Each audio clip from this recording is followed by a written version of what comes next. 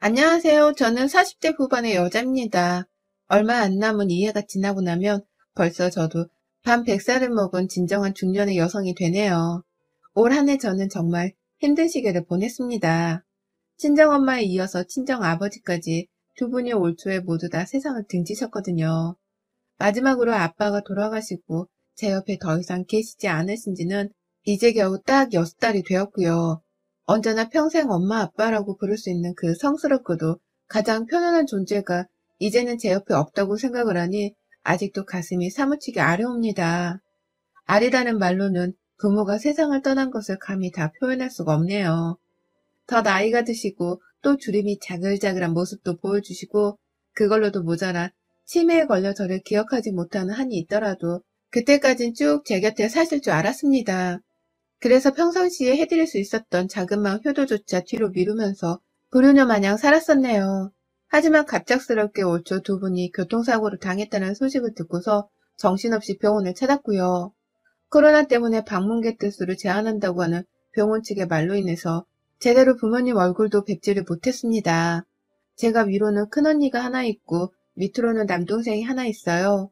셋이서 번갈아 가며 급하게 코로나 검사도 받고 방문증을 받아들고 나서야 거의 매일같이 번갈아 가며 부모님을 찾아뵈었어요. 처음엔 단순한 교통사고이겠거니 하고서 마음을 가볍게 먹고자 했는데요. 처음 병문안 다녀온 우리 언니 표정이 너무 안 좋더라고요. 말도 못하고 넋이 나가서는 저를 보자마자 주저앉으며 눈물을 흘리는데 그때 직감했죠. 우리 부모님 상태가 오늘 내일 오락가락 할 정도로 많이 안 좋으시다는 것을 말입니다. 그리고 이내 저도 그리고 제 남동생도 병실에 들어갔다가 나오고 나서는 단 한 번도 제대로 잠 한숨 자본 적 없이 울기만 했어요. 울기만 하다가 어떻게든 한 번 더 얼굴을 보겠다면서 또 병실을 찾고 그러다가 이 모습을 더 지켜보기 힘들다면서 병실을 나오길 반복했죠. 그렇게 저희 세남매는 올 초부터 사고당한 부모님 곁에서 어떻게든 목숨을 살리겠다며 정말 온 정신을 두 분께로 쏟아부었습니다. 다행히 주부로 지내던 언니랑 제가 시간적 여유가 많았던 덕분에 병원에서 거의 살다시피 했고요. 남동생은 회사를 나갔지만 고맙게도 올케가 저희를 챙겨준다며 따라서 병원을 자주 와준 덕분에 힘이 되었어요. 각자 가정 일구고 자식 키우느라 바쁘게 살았던 저희 남매이고 가족들이었는데 그 순간만큼은 한마음이 되어서는 매일같이 보며 부모님의 쾌유를 빌었습니다. 빌고 또 빌었는데 그런데도 하늘은 무심하게 저희 엄마를 가장 먼저 데려가셨어요. 그 후 3주 간격으로 정신을 더 잃고 계시던 저희 아버지께서도 결국 눈 한 번 더 뜨지를 못하고 세상을 떠나셨고요. 그렇게 저희 자식들은 부모님의 마지막 유언도 들어보지를 못한 채 마지막 목소리조차 한마디를 더 들어보지 못한 채 하늘로 보내드렸습니다. 그로 인해 우리들 중에선 어느 누구도 제정신인 사람이 없었어요. 제 인생에서 가장 최악의 날이었고 또 가장 슬픈 날이었죠. 이렇게 최악이었고 슬펐다고 느끼는 것마저도 그 당시에 너무 부담스러울 지경이었습니다. 아무 생각 없이 울기만 했었으니까요. 그러다가 부모님이 세상을 떠나시고 나서야 정신을 차리니 보이더라고요. 부모님의 남겨주신 유산 말입니다. 저나 언니도 남편이 그저 보통의 회사 생활을 하고 있어서 여유가 넘치는 집은 아니었지만 당장에 돈 걱정을 하는 처지가 아니었고요. 남동생은 혼자 전문직에 근무를 하며 가장 벌이가 좋고 또 잘 살고 있는 애였는지라 마찬가지로 돈이 궁한 입장은 아니었어요. 저희 친정 부모님께서도 자신들의 노후 자금은 다 미리 준비를 해놓으시고서 노후를 즐기고 계시던 분들이셨는지라 저희가 따로 금전적인 도움을 드려야 하는 처지도 아니었었죠. 그랬기 때문에 부모님이 돌아가시고 나서 사후 정리를 하다가 어느 정도 유산이 남겨져 있겠거니 싶기는 했었습니다. 유산뿐만 아니라 교통사고로 인한 사망보험금까지 나오게 되면서 상당히 많은 액수의 돈이 남겨지게 되었어요. 부모님이 기존에 사시던 서울 잠실 내 아파트까지 다 처분하고서 남은 재산까지 합치면 18억 가까이가 저희에게 남겨지는 것이었죠. 저희도 다 장례까지 치르고 나서야 이 돈에 대한 상황을 파악했고요. 그래서 누가 더 할 것도 없이 그냥 무조건 부모님께 감사해 하면서 이 돈을 3등분에 나눠 가지게 되었습니다. 그렇게 세금 떼고서 제목도 남겨지게 되었고 저는 태어나 처음으로 억 단위의 돈을 제 통장에 찍어보게 되었어요. 기분은 말로 형용할 수 없을 만큼 더럽고 서러웠고요. 내 부모님의 목숨값이고 내 부모님의 피 같은 돈이라고 생각을 하니 통장에 찍힌 액수만 보면 부모님 생각이 나서 억장이 무너져 내리는 기분이었습니다. 그럼에도 제게는 딸 하나 아들 하나가 있었기 때문에 애들을 보면서 최대한 빨리 정신을 차리고 일상으로 돌아오려 노력을 했죠. 하지만 이 시기에 저를 가장 힘들게 하는 건 그때부터 나타나기 시작했어요. 부모님이 죽고 난 후에 자식 심정을 어떻게 헤아릴 수가 있겠나요? 그저 그 슬픔을 이해해주는 척을 하면서 마음을 헤아려주고 또 돌봐주려 하는 게 주변 사람들의 도리라면 도리일 테죠. 저희 남편도 그렇게 저를 챙겼고 주변의 제 아이들 친구 엄마들도 다들 그렇게 저를 안쓰러워하며 마음을 돌봐주려 했습니다. 그런데요, 저희 시어머니는 절대로 그런 모습을 제게 보이시지 않았어요. 사돈 어른들이 한꺼번이다시피 세상을 떠나셨는데 얼마나 슬프냐는 소리 한 번을 안 물어보시더라고요. 살아생전 우리 부모님이 보내드리는 명절 선물에 갖가지 생일 선물까지 받을 수 있는 건 다 받아먹으며 사셨던 시어머니께서 너무 조용한 겁니다. 저에 대해서 걱정하는 소리 한 번을 먼저 해주지도 않으셨고요. 하지만 뭐 그런 걸로 시어머니께 불만을 토로하진 않았습니다. 제 부모님이 돌아가신 거고 그러니 슬픔도 저 혼자 짊어져야 하는 것이라고 생각했거든요. 주변 사람들한테 피해를 주지 말아야 한다는 생각으로 저도 웬만하면 제 슬픔을 주변인들과는 더 이상 나누지 않으려 했어요. 그건 시어머니도 마찬가지셨고요. 그와 동시에 원래 쭉 저하고는 왕래가 별로 없었던 시아버지께도 별다른 기대는 하지 않았었네요. 그러다 유산을 상속받고서 한 달 정도 되었던 지난달에 시어머니께서 저희 집을 찾아오셨습니다. 참고로 저희 시부모님은 현재 노후 준비가 전혀 안 되어 있는 분들이시고 다들 서울에 살고 계시기는 하지만 아파트가 아닌 조그마한 빌라에 살고 계셔서 집값이 오른 적도 못 보고 계신 분들이세요. 가끔 아버님이 나가서 친구분 하시는 일을 도우며 돈을 벌어오고 계시다는 것 정도는 알고 있었으나 그 이상의 돈은 저도 잘 모릅니다. 시댁에서 어떻게 노후를 준비하실지도 잘 모르겠고 혹여나 나중에 돈 달라고 우리에게 매달리기라도 하면 어찌해야 할지 저희 부부도 잘 모르는 단계였어요. 우리 부부도 애들 둘을 키우고 대학까지 보내려면 빠듯한 사정이었는데 시부모님의 노후까지 떠맡아야 하는 건 너무 부담스러운 일이었거든요. 그런데 지난달에 집으로 찾아오신 시어머니께서 제게 팜플렛 같은 걸 하나 꺼내 보여주시더라고요. 보아하니 서울은 아닌 것 같고 어디 지방에 있는 골프장 주변의 집 같았는데요. 으리으리한 단독주택 단지 같더라고요. 분양에 관한 정보가 담겨있는 팜플렛이었는데 그걸 글쎄 어머님이 저한테 주시면서 말씀하시더라고요. 난 이런 큰 집에서 살아보는 게 소원이다. 이왕 큰 집에서 사는 거 사람들이 더 복잡거리면서 사는 것도 좋지.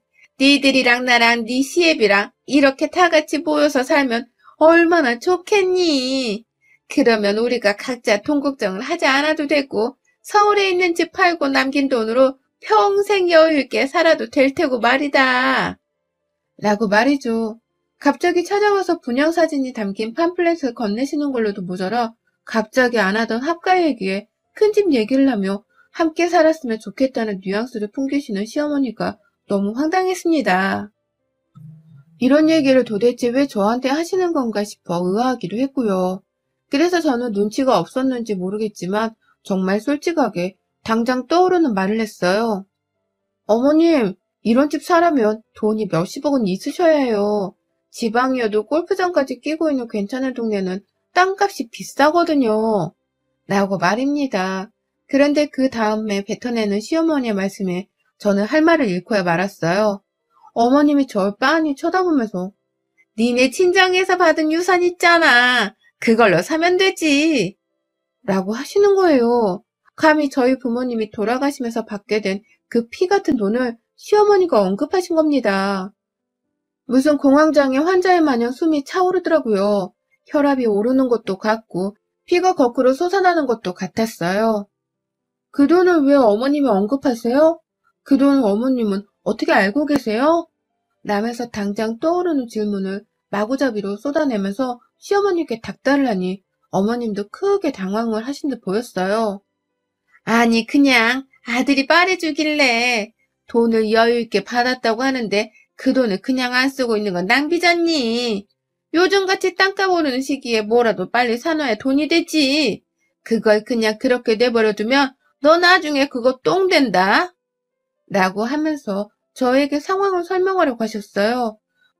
자기는 이유가 있어서 돈 얘기를 꺼낸 것이고 집을 사자고 한 거니까 오해를 하지 말라면서 말이죠. 하지만 저는 이미 기분이 들어왔어요.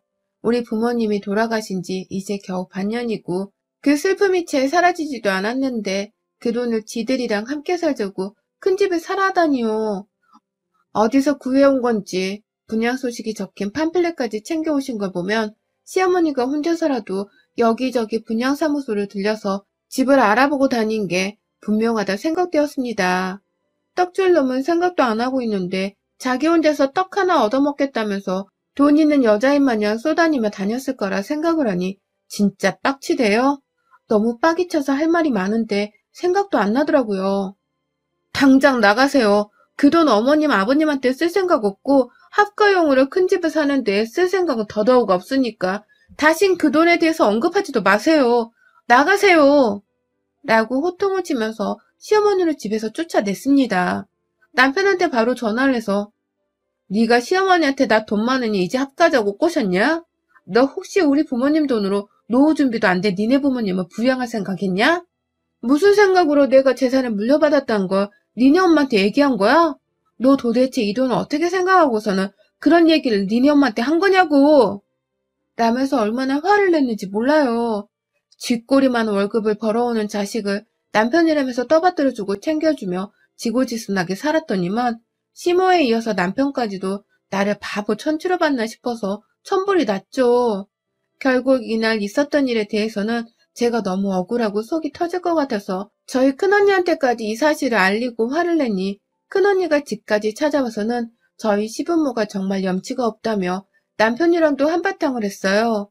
남편은 계속해서 사과를 하면서 일이 더 커지지 않도록 여기서 완전히 자기 부모를 중재하겠다며 저희를 달랬고요. 그런 남편의 말을 일단은 믿어보기로 한 채 저와 언니도 더는 시모에 대해서 신경을 쓰지 않겠다고 하고는 일단락 시켰습니다. 그냥 시모를 향한 화풀이를 남편한테 했다가 우리끼리 화를 삭히기로 마음을 굳힌 것이죠. 하지만 시모의 만행은 그날이 끝이 아니었어요. 제가 알기로는 남편이 그날 시모한테 전화를 해선 또 한바탕을 했고 그 후 남편이 직접 시댁을 찾아가서도 더 이상 와이프 돈에 대해서 함부로 언급하지 말라 언지를 주기도 한 걸로 알고 있는데요. 시모는 보란듯이 제게 다시 부모님이 남겨주신 유산에 대해 언급을 했습니다. 술 한잔 하지도 않은 제 맨정신으로 말이죠. 바로 저번 월요일에 말입니다. 그간에도 어머님이 유산 문제에 대해서 성급했다고 한번 전화를 해오긴 했는데 저도 그렇고 어머님도 그렇고 서로가 서로에게 너무 성의 없이 전화를 받았던 바람에 긴 대화를 하지는 못했었어요. 어머님은 내가 그때 좀 성급했네 라는 식으로 말을 걸었고 저는 네 그러셨어요 라고 대답을 하다가 끝이 났죠. 그리고선 한동안 제 유산 문제에 대해서 언급이 없으시다가 얼마 전 추석 때 저희가 시댁에서 다시 마주했어요. 그런데 명절을 다 치를 때까지도 아무 말이 없으시던 어머님이 갑자기 명절 다 치르고 집에 가려고 하니 저를 붙잡으시더라고요. 넌 갈 친정도 없으면서 뭘 이렇게 일찍 집에 가려 하니? 좀 더 있다가 라고 하면서 말이죠. 순간 갈 친정이 없단 소리에 눈물이 울컥했어요. 큰언니 집에서 우리 남매끼리 모이기로 했는데 시어머니가 이런 말씀을 하니 저도 울컥해서 한마디 했죠. 언니네 집에서 친정 식구들끼리 잘 모이며 지내기로 했으니 먼저 가보겠습니다. 라고 말입니다. 그리고서 애들을 데리고 남편이랑 시댁을 빠져나왔고 언니네 집에 가서도 꿀꿀한 기분은 도저히 사그라들지 않았어요. 그런데 바로 이틀이 지나지 않아서 시어머니가 오히려 더 화가 났다며 씩씩 대고선 저희 집을 찾아왔어요. 내가 생각할수록 분해서 못 참겠다. 라고 하면서 저희 집을 불쑥 말이죠. 다짜고짜 찾아오신 시어머니는 아주 황당하게도 파렴치한 말씀을 꺼내셨습니다. 저희 집 사는 꼴을 한번 쓱 보더니만 너는 내가 진짜 속 터져서 재산을 그렇게 물려받아 놓고서도 왜 이렇게 사는 거야? 라며 깊은 짜증과 한숨을 한 번에 쏟아내는 게 아니겠어요? 제가 답답해 죽겠다고 하면서 말입니다. 그러더니만 나 진짜 이런 얘기까지는 안 하려 했는데 내가 자식 덕은 못 보고 살아도 며느리 덕은 한 번 좀 보겠다는데 너는 해도 해도 너무하는구나. 니네 부모님이 죽어서까지 그 돈을 끌어안고 죽은 것도 아니고 자식들한테 당당히 물려주신 건데 그걸로 시애미 호강 한번 시켜주는 게 그렇게 싫더냐? 그게 그렇게 싫어서는 네 남편한테 난리를 피우고 나를 혼내면서까지 그 돈 한 번 안 나눠주려 한 거야? 생각할수록 분해 죽겠네 정말. 라고 하면서 혼자 거실 한가운데서 발을 동동 굴리시더라고요. 어이없어 하면서 쳐다보고 있는 제 표정이 더 분하다고 말해줘. 저 진짜 웬만하면 그런 시어머니께 진정부터 하라고 어떻게든 달래고 말리고 했을 텐데 그 자리에서 계속해서 내 부모님의 재산이 언급되는 게 참을 수 없이 화가 났어요. 왜 자꾸 시어머니가 우리 부모님으로부터 받은 내 돈을 가지고서 자기를 호강시켜달라고 혼을 내는지 이해가 안 돼요. 결국 저도 듣다가 닥치란 소리를 시어머니께 내질렀어요. 좀 닥치시고 내 말 좀 들으세요. 우리 부모님이 나한테 준 돈을 왜 어머님이 쓰라 말아 날리세요? 그 돈이 어머님 돈이에요? 어머님 아들 돈이에요? 그거 내 돈이에요. 내 부모님이 내 형제들한테 나눠 쓰라고 준 내 돈이라고요. 어따 대고 큰 집 사는 걸 나더러 돈을 쓰래? 염치가 없어도 정도껏 없어야지. 내가 얼마나 더 염치 없는 저 말을 모른 척 들어줘야 하고 있어야 하는 거야? 노후 준비도 제대로 못 해놓은 주제에 이제 와서 나한테 빨대코고 살려고 하는 저 거지근성들 좀 봐. 아유 살 떨려. 라고 하면서 시어머니를 향해 정말 자식에게는 보이지 못할 표정을 지어 보였어요. 온갖 저주와 무시 그리고 분노를 제 눈에 다 담아내서는 시어머니를 얼마나 격렬하게 째려봤는지 모릅니다. 급기야 저는 제 지갑까지 가방 안에서 꺼내들고 나와서는 자 봐요. 한 털이라도 있나 보라고요. 아무리 어머님이 내 돈 가지고 뭐라 하셔도 그 돈으로 절대 어머님 아버님 호강을 안 시켜드릴 거니까 헛금은 집어치우세요. 죽었다 깨어나도 그 돈으로 어머님 떡 하나 안 사드릴 겁니다. 어머님 지금 하신 행동들을 봐서라도 내가 절대로 어머님 입에 풀칠도 안 해드릴 거예요. 라면서 더욱 확고하게 시어머니께 선을 그었어요. 절대로 한 푼도 안 쥐어줄 거니까 꿈 깨시라고 말이죠. 그러니 시어머니는 가뜩이나 돈을 안 베풀어줘서 혈압이 오르는데 제가 더 확고하게 선을 긋고 나오니 뒷골을 잡아 당기셨고요.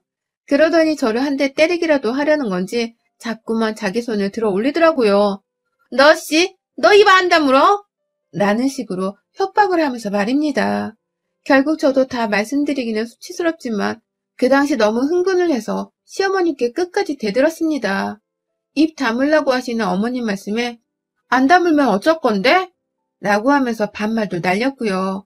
반말을 날리다가 내 몸으로 들이받기라도 하겠다는 듯이 밀어붙이기도 했는데요.